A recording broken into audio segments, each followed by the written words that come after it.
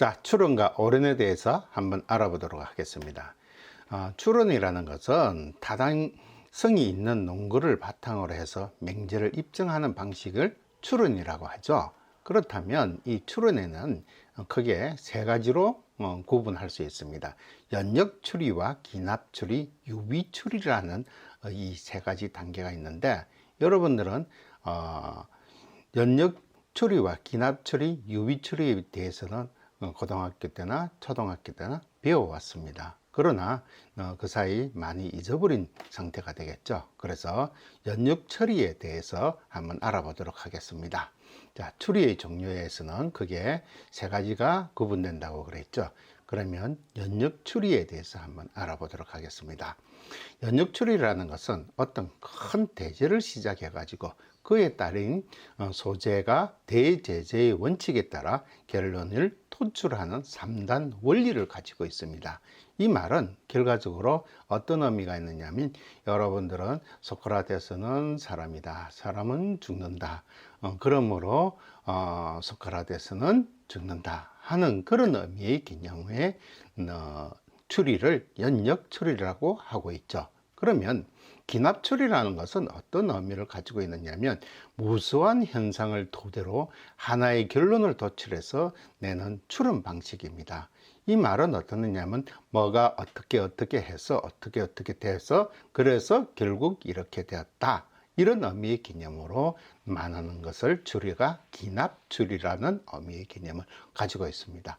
유비 추리라는 것은 어떤 거냐면, 두 가지 비슷한 걸 가지고 사실을 근거해서 두 대상에 딸린 속성도 동일할 것이라는 결론을 이끌어내는 추론 방식을 의미하게 되겠죠. 그래서 추리의 종류는 크게 세 가지 구분되고 있다는 것을 여러분들이 오늘 익혀게 되었습니다. 그러면 추론 과정에서 개입이 되는 잘못된 판단의 오류라는 것은 어떤 의미를 가지고 있느냐면, 좋은 추리, 나쁜 추리, 오류, 이렇게 세 가지 구분을 할 수가 있겠죠. 그래서 어떤 명제가 참과 거짓이든 전제가 결론을 잘 뒷받침해 주는 논리학적으로 좋은 추론이라고 하죠. 그러나 전제와 전제 사이에 비약이 생기거나 언어의 의미가 다르게 해석될 때에는 잘못된 추론이라고 할 수 있겠죠. 추론 과정에서 개입되는 잘못된 판단을 오류라고 합니다. 그렇다면 이 오류는 크게 언어적 오류와 심리적 오류, 문법적 오류로 나눌 수 있겠죠. 언어적 오류에서 연역 추리에 대해서 한번 알아보도록 하겠습니다. 많은 사람들은 글쓰기와 말하기를 어려워한다. 태양이도 그 많은 사람 중에 하나이다. 따라서 태양이는 이번 학기에 수강하는 글쓰기와 말하기를 어려워할 것이다.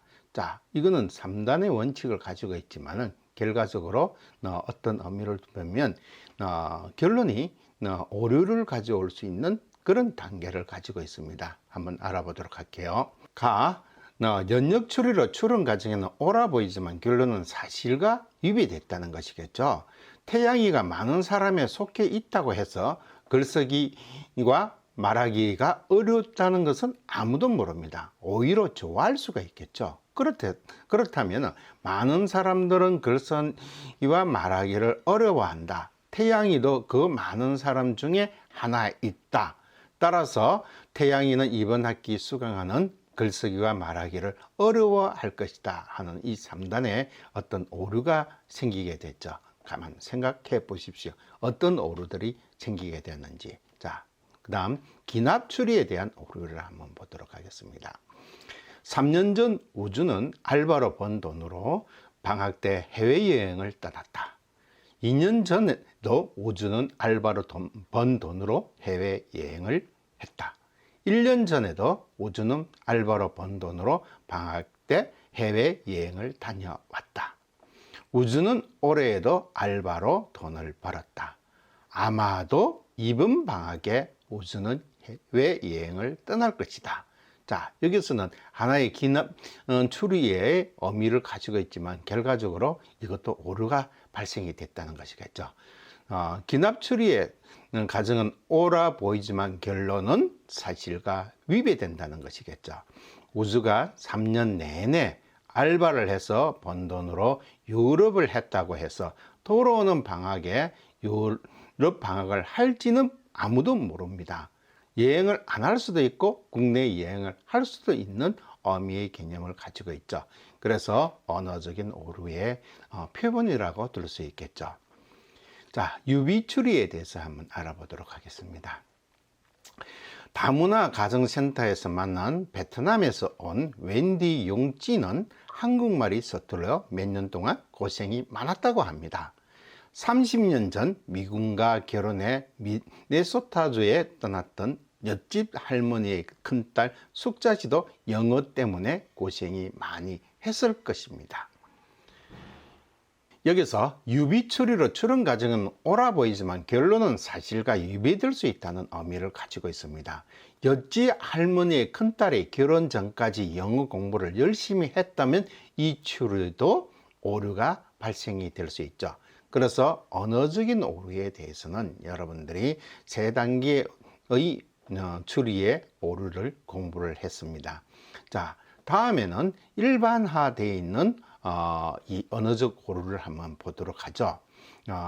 여러분들이 졸업 후에는 취업을 해야 되겠죠. 그래서 여러분들은 스토리텔링이라나 또는 여러분들을 피할 수 있는 프레젠테이션을 여러분들이 아주 능숙하게 잘 따르고, 그 다음 여러분들이 프레젠테이션에서 확실하게 보여줄 수 있는 그런 내용을 만들어야 되겠죠. 그래서 K대학교 S학과는 매해 프레젠테이션 경진대회에 학생을 내보내어 스피치 능력을 우수한 학생들을 많이 배출했다.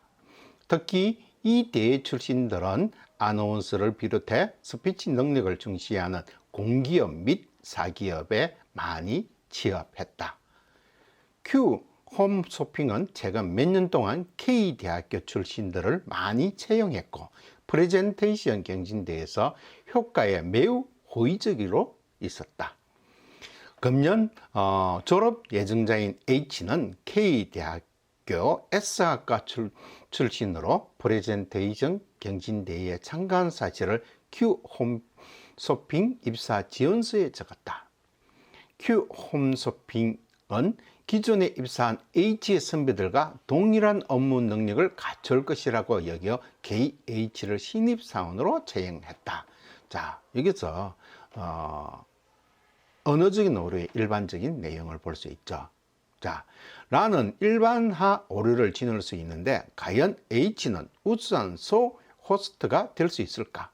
기존 채용자들은 K대 S과 출신의 프레젠테이션 경진대회 참가자여서 일을 잘한다는 이유만으로 후배 H를 뽑아도 되는 것일까?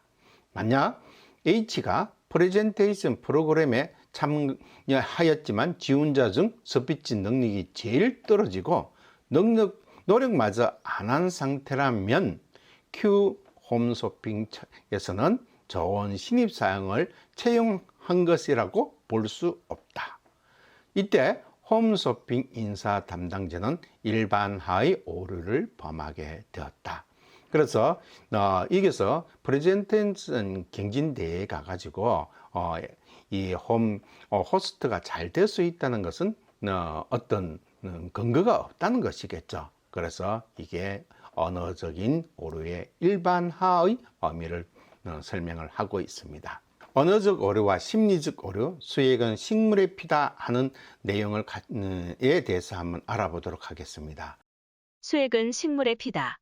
고로쇠나무의 물을 먹는 것과 곰의 쓸개를 먹는 것 중 어느 것이 더 잔인한 것일까? 대부분 곰의 쓸개를 먹는 것을 더 잔인하다고 말할 것이다. 사람들은 피를 보고는 끔찍해하지만 수액을 보면서는 끔찍해하지 않는다. 아무런 감정이나 반응이 없는 경우가 더 많다. 동물에게 피가 있다면 식물에게는 수액이 있다. 피나 수액이냐 다 같은 기능을 할 텐데 왜 우린 수액을 피라고 생각하지 않을까? 또 수액을 보면서 잔인하다고 생각하지 않을까? 그건 수액이 특별히 자극적이지 않아서이지 않을까? 또 채소나 식물이 비명을 지르지 않기 때문이 아닐까. 그래서 우리는 식물의 줄기를 자르는 것을 살해 행위로 여기지 않는 것 같다. 이런 이유로 사람들은 식물을 뜯고 자르는 행위에 대해서 큰 죄책감을 느끼지 않는 것으로 보인다. 그나마 우리가 동물의 살해 도축에 대해 동정을 하는 것은 경험으로 피가 날 때의 고통과 피 색깔에 대한 공포를 맛보았기 때문일 것이다. 피를 흘린다는 점에서 같은 동물임에도 불구하고 초식동물은 가엾게 여기는 반면 육식동물에 대해선 가끔 저기를 드러내 보이는 것도 사람들의 모순된 태도이다. 그렇다면 풀의 입장에서는 초식동물과 육식동물 중 누가 더 좋을까? 당연히 육식동물이랴. 육식동물은 어떤 식으로든 해를 입히지는 않을 테니까. 오히려 자신의 생명을 위태롭게 만드는 초식동물을 잡아주는 고마운 존재일 테니까. 식물에게 줄기가 사라지면 꽃도 피울 수 없고 열매도 맺을 수 없다. 꽃이 피는 줄기는 식물의 생에 있어 전부나 마찬가지이다. 사람이 줄기를 자르거나 뜯는 행위는 무거운 흙을 뚫고 세상에 나온 풀이나 나무에게는 생의 계획과 목적이 원천적으로 봉쇄되는 순간이다. 수액은 그 순간 그들이 저항한 흔적이 될 것이다. 그런데 사람들은 필요에 의해 약촌이 나무리니 해서 목재라고 해서 잎줄기를 뜯어가고 기둥을 베거나 자르는 행위를 살해로 여기지는 않는다. 동물이든 식물이든 모두에겐 생명이 있다. 누구도 죽고 싶어 하지 않는다. 따라서 동물의 피와 식물의 수액에 대해 다른 입장을 보이는 것은 인간의 편견이자 오류일 뿐이다. 자, 우리 도우미가 들려주는 거 잘 들으셨죠? 그러면은 하나의 식물의 피다 하는 것을 그러면 앞으로 여러분들 심리적인 내용을 가지면 아무것도 먹을 수 없겠죠. 그래서 여러분들이 이런 거에 대해서는 여러분들 나름대로 생각을 많이 하셔야 되는 것이겠죠. 자, 다음은 누나가 5월 어느 날 밤 이렇게 세 개의 문장으로 일기를 썼습니다. 그거 한번 알아보도록 하죠. 유나는 5월 어느 날 밤 이렇게 3개의 문장으로 일기를 썼다. 와우, 오늘 학과 동기인 태견이가 나에게 장미를 한 송이 건넸다. 남자가 꽃을 주는 것은 여자를 사랑해서가 아닌가. 따라서 태견이는 나를 좋아하는 게 분명해. 자, 여기서 유나가 세 가지의 문장을 썼는데 꽃이라는 장미라는 걸 줬다. 그래서 그 장미를 준 것이 나를 사랑해서 주지 않았을까? 그래서 태연이는 나를 분명히 좋아했을 것이다. 이렇게 이제 나름대로 추론을 할 수 있겠죠. 그래서 이 글에서는 유나의 일기를 하나의 추론으로 간주했을 때 이 추론이 정말 옳을까?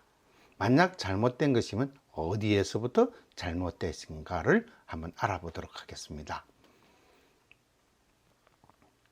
남자가 여자를 사랑할 때 사랑의 표시로 꽃을 주는 것은 사실이죠. 저도 줘봤습니다. 당사자도 굉장히 좋아하죠. 당사자는 저한테 꽃 준 적은 없죠. 왜 남자가 여자한테만 꽃을 줘야 되는지는 여러분들 나름대로 심리적인 의미를 가질 수 있겠죠. 그렇지만 사과와 용서의 의미로 꽃을 건넬 때도 있다는 겁니다. 그러면 이 꽃이라는 매개로 해서 사랑을 전달한다든지 사과를 전달했을 때 꽃을 건넬 수 있다는 것이겠죠. 그래서 남자가 여자. 자, 선물의 의미로 꽃을 줄 때도 많다는 것이겠죠. 근데 이 예문에서는 오늘이 만약에 성년의 날이었으면 꽃이 사랑의 표시가 됐을까? 아니겠죠. 그냥 어떤 의미가 있는 꽃이라는 개념으로 추론을 해야 되는데 사랑이라는 의미의 추론으로 하게 됐다는 것이겠죠. 또 태견이가 누군가에게 받은 꽃을 가지고 다니기 귀찮아서 준 것이라면 유나의 반응은 어떻게 해석을 해야 할까요? 참 난감한 일들을 당하게 되겠죠. 그래서 이 꽃이라는 것은 여러분들이 전달을 하는 거에 어떤 의미를 가지고 있는가를 추론할 수 있지만 그 당시의 상황을 여러분들이 알아야 된다는 것을 추론의 하나의 바탕이 될 수 있겠죠. 또 다른 경우에도 한번 생각해 보십시다. 만일 유나를 좋아하는 동아리 선배가 태견이를 시켜서 대신 건네준 꽃이라면 어떻게 해석을 해야 할까? 참 힘들겠죠. 이때 꽃이 사랑의 표시는 맞아요. 근데 태견이가 준 것이 아니죠. 사랑하는 동아리의 선배가 줬죠. 그런데 유나는 자신이 해석하고 싶은 대로 태견이가 건넨 꽃을 사랑의 매개체로만 해석하고 싶은 거예요. 그래서 태견이는 자신을 사랑하는 것으로 결론을 내리고 착각에 빠지게 되는 것이겠죠. 여러분들 조심하십시오. 이런 일들을 여러분 나름대로 살아가면서 많은 일들이 있고 있죠. 얼핏 보기에는 유나의 일기는 옳은 추론이지만 여러 경우의 수들을 종합해 보면 태견이의 유나를 사랑하지 않을 확률은 적어도 50%는 나온다는 것이겠죠. 그래서 여러분들이 이처럼 전제에서 결론까지 추론이 무난하게 잘 이어진다 해서 추론 자체가 옳은 것은 아니죠. 예문의 유나처럼 오류에 빠질 수 있는 것이 우리들의 일상입니다. 그래서 오류에 빠지지 않기 위해서는 사건의 전말을 꼼꼼히 살펴야 하고 반대되는 상황도 가정해 보는 이유가 있어야 되겠죠.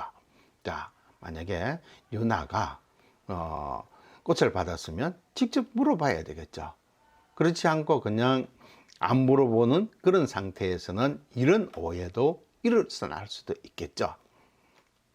자, 이번에는 칼과 방패가 되는 논정의 141페이지의 수업 내용을 한번 들어보도록 하겠습니다. 논정은 오늘날처럼 무방경제를 살아가는 우리에게 칼도 되지만 때로는 방패도 될 수 있다는 겁니다. 왜? 논정은 직기예약에서 나를 피하라면서 내가 물어봐야 되는 경우 내가 거기에 대한 답을 한다는 의미의 개념으로 논정을 사용할 수가 있겠죠. 주장과 설득하기는 자신의 생존권을 위한 합리적인 의사 표현의 도구로서 사용할 수 있지만 더 나아가 가족과 이웃, 사회와 국가 이익을 대변하는 도구로서 학대 사용할 수 있죠. 여러분들도 이 논정도 중요하지만은 이 글쓰기와 말하기 중에서 그냥 문자로 보냈습니다. 문자를 보내고 이야기를 하면 오해를 살 수도 있는 내용을 가지고 있죠. 그래서 이 칼과 방패에 되는 논정은 오해가 될 수 있으면은 안 되겠죠. 그래서 자기가 주장하고 설득하는 것을 말을 잘해야 된다는 것이겠죠. 우리는 살아가면서 갈등 상황에 놓여 혼자서 고민할 때가 굉장히 많이 있습니다. 논쟁을 통해서 문제를 해결해야 하는 경우도 있죠. 공동의 이익과 관련된 대표자로 연설할 때도 있습니다. 찬반 토론을 통해서 집단의 이익을 대변하고 권리를 강조해야 할 때도 있죠.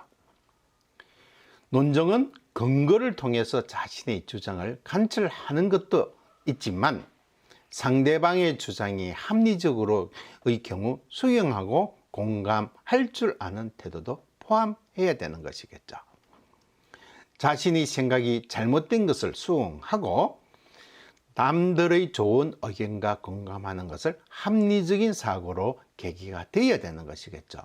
그런데 토론은 대학에서는 물론 사회생활을 할 때에도 편협한 사고와 오류에 빠져나와서 공정과 소통의 삶을 살 수 있도록 도와준다는 의미를 가지고 있습니다.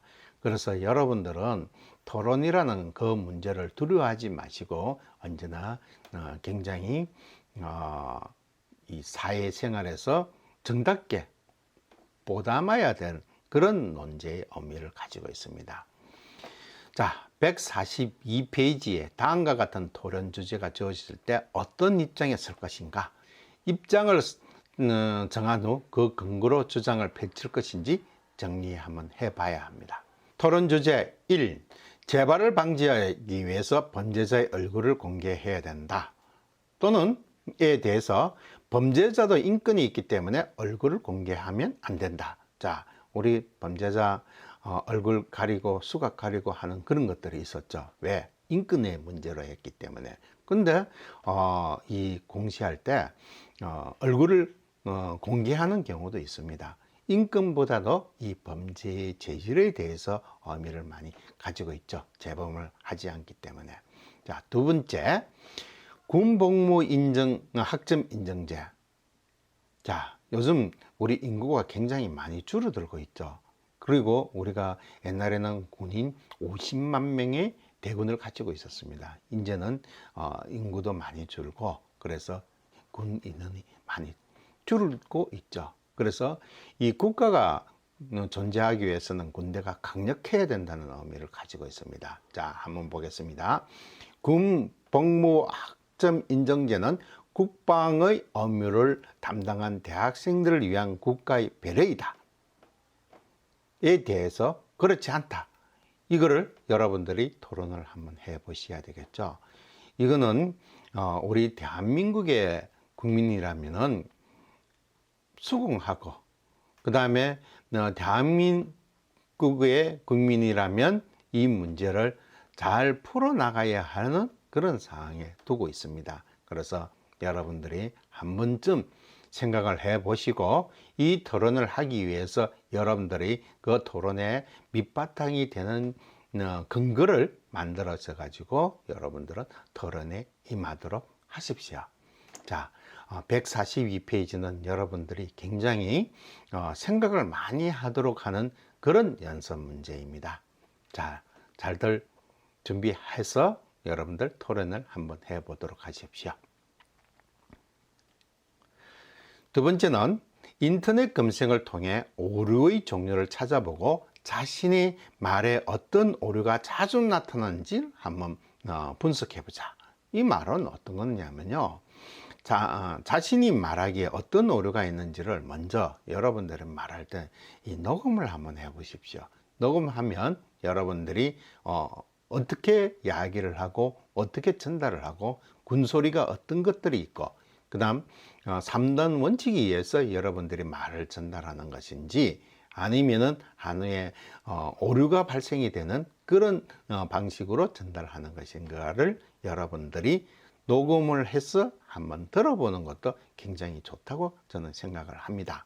그래서 연습 문제 2번 인터넷 검색을 통해서 오류의 종류를 찾아보고 자신의 말하기에 대한 어떤 오류가 자주 나타나는지를 한번 분석해 보도록 하십시오. 자, 이번에는 시간과 사건 그리고 이야기 143페이지에 대한 내용을 한번 보겠습니다. 여러분들 다음 단어 중 몇 개를 선택해서 이야기를 한번 꾸려보도록 해야 되는데 꾸려보기 전에 여러분들이 단어를 들었을 때 스쳐가는 생각들이 있을 겁니다. 그 생각을 캐치해서 여러분들은 이야기할 수 있는 스토리를 한번 만들어 보시면 더욱더 좋겠죠. 자,